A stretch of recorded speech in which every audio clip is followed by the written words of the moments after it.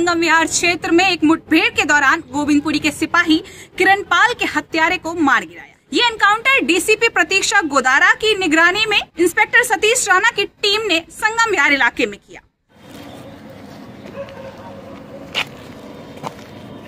है और कोई भी जेब कतरा, कोई भी छोटा मोटा आरोपी अपराधी इस तरीके से दिल्ली पुलिस के एक सिपाही की हत्या कर सकता है, तो ये बात शायद दिल्ली पुलिस को कहीं ना कहीं हजम नहीं हो रही थी और यही वजह रही कि अचानक ही वो लोग गिरफ्तार भी हो जाते हैं और फिर अचानक ही हमें रात को ये सूचना मिलती है कि जिन लोगों को गिरफ्तार किया गया था उनमें से एक व्यक्ति जो कि असली आरोपी बताया जा रहा है, रॉकी उर्फ राघव, उसकी एनकाउंटर में हत्या कर दी जाती है, उसका एनकाउंटर कर दिया जाता है दिल्ली की स्पेशल सेल के द्वारा।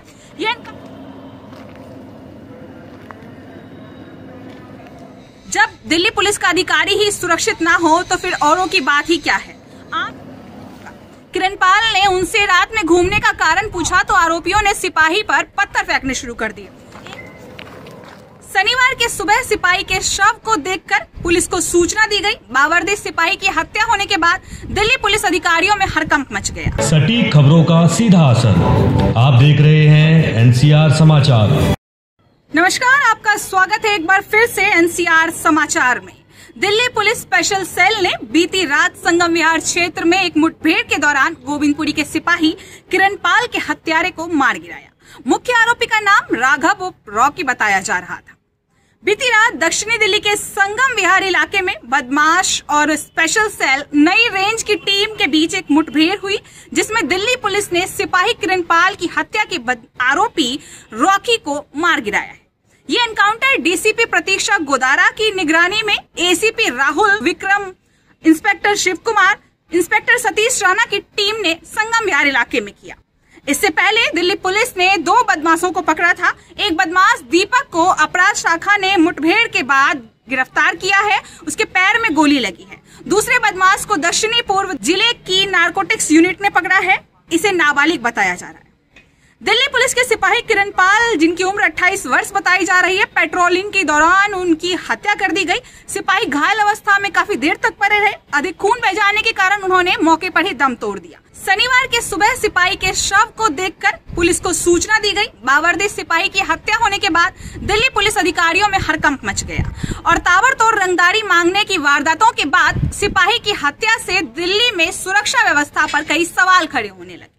दिल्ली पूर्व जिला पुलिस अधिकारियों के अनुसार मूल रूप से बुलंदशहर यूपी के रहने वाले किरणपाल 2018 में दिल्ली में बतौर सिपाही भर्ती हुए थे। उनकी तैनाती मार्च महीने में ही गोविंदपुरी थाने में हुई थी और उनकी ड्यूटी गोविंदपुरी में ही थी। वे रात को मोटरसाइकिल से पेट्रोलिंग कर रहे थे। शुक्रवार रात को पेट्रोलिंग के दौरान सिपाही किरणपाल ने स्कूटी पर संदिग्ध हालत में घूम रहे 3 लड़कों को रोका। किरणपाल ने उनसे रात में घूमने का कारण पूछा तो आरोपियों ने सिपाही पर पत्थर फेंकने शुरू कर दिए। इस पर किरणपाल ने अपना हेलमेट उतारा और गोविंदपुरी थाने से अन्य पुलिसकर्मियों को बुलाने के लिए फोन करने लगे। तभी एक आरोपी ने उन पर चाकू से हमला कर दिया।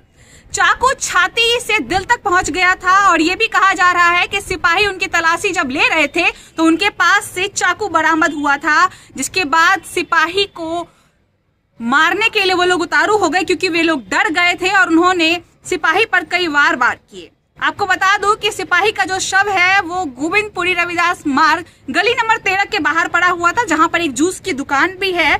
और पुलिस को जब सूचना मिली तो पुलिस के वरिष्ठ अधिकारी वहां पर तड़के सुबह पहुंच गए। किरणपाल अपनी ड्यूटी निभा रहे थे। वर्दी में ही उनका शव पाया गया। बुलंदशहर उत्तर प्रदेश के वो रहने वाले थे। मार्च 2024 से वो गोविंदपुरी थाने में तैनात थे और देर रात अपनी ड्यूटी निभाते वक्त ही उनकी मौत हो गई। जब दिल्ली पुलिस का अधिकारी ही सुरक्षित ना हो तो फिर औरों की बात ही क्या है, आम नागरिकों की बात ही क्या है। और जब इस तरीके के सवाल खड़े हुए तो दिल्ली पुलिस भी चौकन्ना हो गई कि आखिर दिल्ली पुलिस के एक अधिकारी को, एक सिपाही को मारा जा रहा है और कोई भी जेब कतरा, कोई भी छोटा मोटा आरोपी अपराधी इस तरीके से दिल्ली पुलिस के एक सिपाही की हत्या कर सकता है। तो ये बात शायद दिल्ली पुलिस को कहीं ना कहीं हजम नहीं हो रही थी और यही वजह रही कि अचानक ही वो लोग गिरफ्तार भी हो जाते हैं और फिर अचानक ही हमें रात को ये सूचना मिलती है कि जिन लोगों को गिरफ्तार किया गया था उनमें से एक व्यक्ति जो कि असली आरोपी बताया जा रहा है रॉकी उर्फ राघव। उसकी एनकाउंटर में हत्या कर दी जाती है, उसका एनकाउंटर कर दिया जाता है दिल्ली की स्पेशल सेल के द्वारा। यह एनकाउंटर संगम विहार शूटिंग रेंज पर किया गया। तड़के सुबह लोगों को ये जानकारी मिली, लेकिन एनकाउंटर जो है वो देर रात ही हो गया था, जिसकी तस्वीरें हम आपको लगातार स्क्रीन पर दिखा रहे हैं। दिल्ली पुलिस की छवि पर जब सवाल खड़े हुए, क्योंकि दिल्ली पुलिस का नाम काफी ज्यादा ऊंचा है, पूरे भारत में अगर कोई पुलिस अगर अच्छे से काम करती है तो कहा जाता है कि दिल्ली पुलिस काम करती है, तो शायद यही चीजें दिल्ली पुलिस को हजम नहीं हुई और अपनी इमेज, अपनी छवि को बचाने के लिए दिल्ली पुलिस ने एनकाउंटर किया। खैर, हो सकता है कि ये मुठभेड़ सचमुच हुआ हो और ऐसा भी हो सकता है कि अपनी छवि बचाने के लिए स्पेशल सेल ने एनकाउंटर किया हो। एक आरोपी को नाबालिग बता करके अभी रखा गया है, अलग से उन्हें गिरफ्तार किया गया है, लेकिन उन्हें नाबालिग बताया गया, उनके लिए कोई सजा तय नहीं की गई है।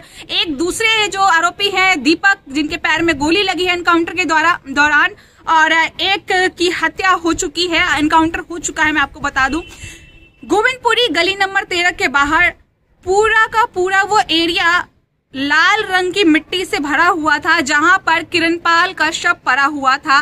कोई उनकी मदद के लिए आगे नहीं आया और यही वजह रही कि तरफ तरफ कर उन्होंने अपना दम तोड़ दिया। किरणपाल अपनी ड्यूटी निभा रहे थे, उनकी कोई गलती नहीं थी, केवल 28 वर्ष के वो थे। 2 जगह उनके चाकू लगा है, एक उनके दिल के पास चाकू लगा और एक उनके पेट के पास।